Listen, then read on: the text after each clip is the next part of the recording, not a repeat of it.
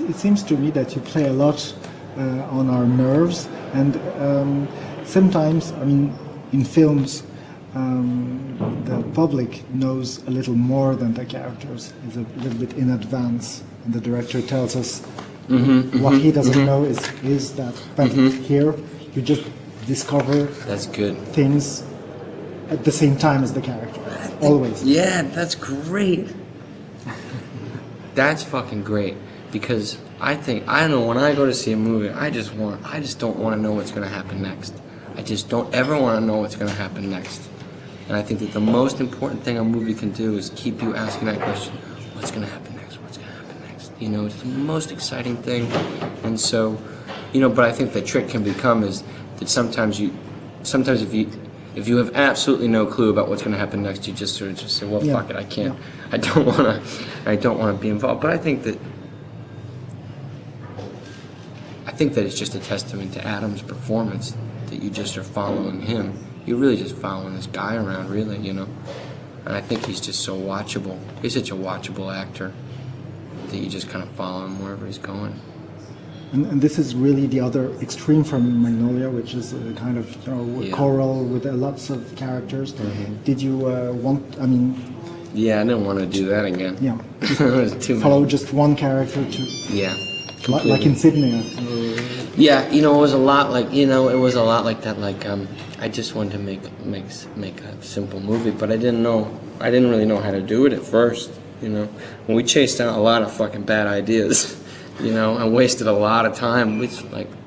On the story, you mean? Or? No, maybe just like the first... I'm just thinking about the first couple weeks of shooting where we didn't know what the fuck we were doing. We didn't know what the fuck we were doing.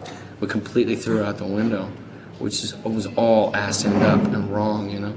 Did you shoot in continuity? Or? Well, we tried to do it in continuity. Some of this... What was funny is that some of the stuff that we threw out the window at first and then went, oh, fuck it, all right, let's shoot it. We ended up shooting some stuff like 10, 15 different ways, you know, like, and then, of course, 80% of the time you go straight back to the first way that you did it and you use that, you know. For which shots, for instance? Tons. The sisters, when he goes to meet the sisters, so we had shot that one way. We shot the, we shot the phone sex scene 3 different ways, 2 different ways. We shot, the majority of the movie. When you say different ways, what do you vary? I mean, the timing or the timing, the angles, the lighting, the nature of the performance, everything. I mean, real kind of complete.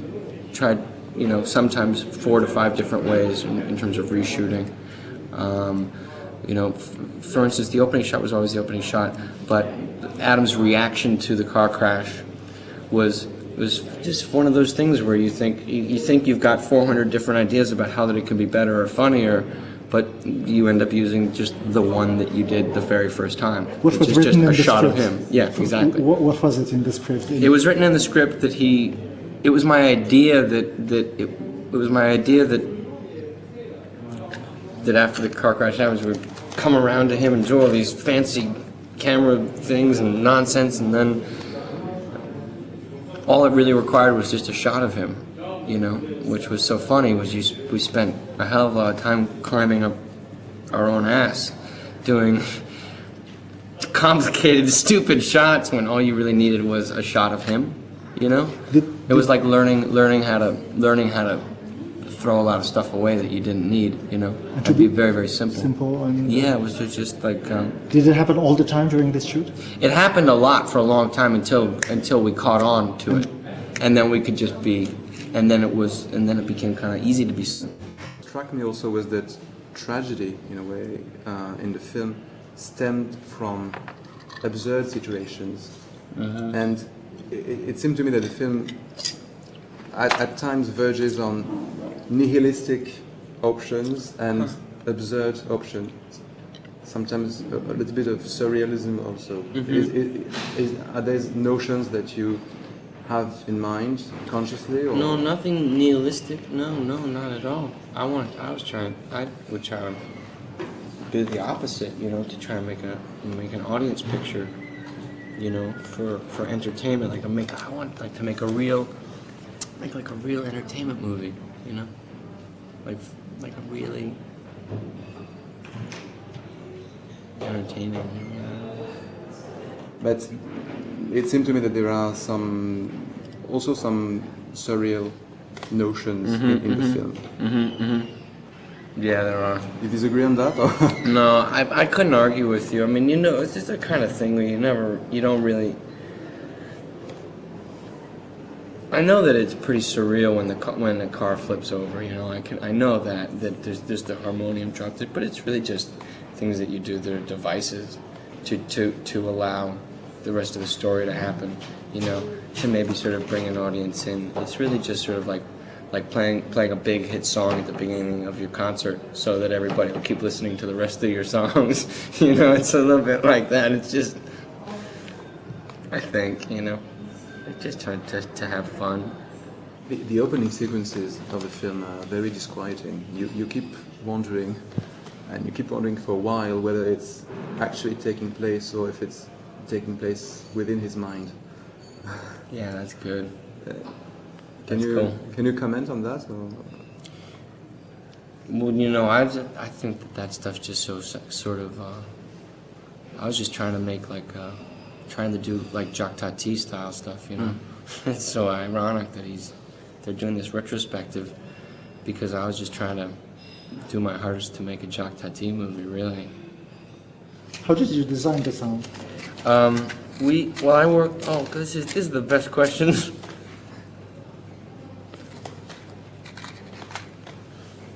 I work there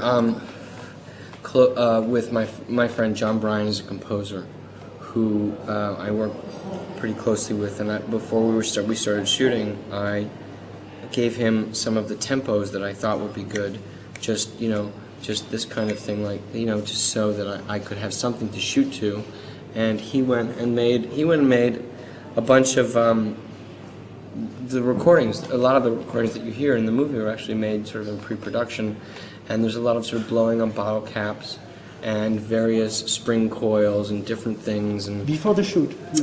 Yes, before the shoot.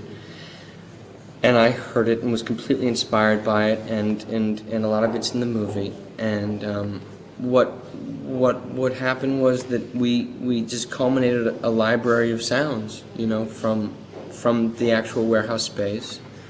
Oh, don't worry, it's okay. We took a lot of sounds from the space in the warehouse, you know, because it was in this part of town where there was all this weird noise, this amazing weird noise where there'd be birds chirping, and there was a train right near where we were shooting, and there was this factory further down the road, so you'd hear all these sounds. You'd be like, this sounds like a fucking musical, you know, this really sounds amazing. And we had all that stuff, and we spent a lot of time just trying to make a soundtrack out of it, and trying to just rip off Jacques Tati, really, you know, like, because he was the master of that kind of stuff, and he did it so well, and made it funny, and made it musical, and made the rhythm of how those sounds happen feel like a soundtrack, you know.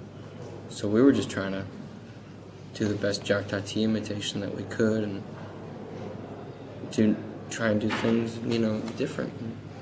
No, it's not the first time that you refer as a genre musical, and I think it's like a musical without songs, but the stylization is a lot good. Like That's the one good. that you find it in music. It's almost like a dream ballet without ballet, you know. That's good. I like that. That's good. And well, I think the color designs of the Well, that's like, because, you know, did you ever see Bandwagon? Sure, it's my favorite film. Is it really? Yeah. Well, we must recognize the moment, because the blue suit, you know, I think comes from Bandwagon, you know, and there's a fantastic, this Emily's skirt, Yeah. her white skirt, we took that from Bandwagon. That's in Central Park. Yeah, I said, we've got to get a skirt that looks like that.